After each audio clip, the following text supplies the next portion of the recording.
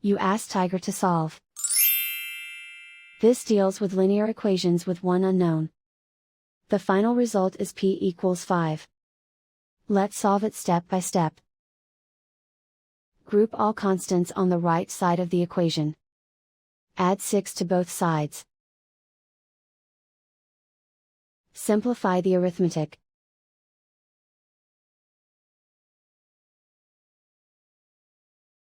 Isolate the p. Divide both sides by 2. Simplify the fraction. Find the greatest common factor of the numerator and denominator. Factor out and cancel the greatest common factor. And so the final result is p equals 5.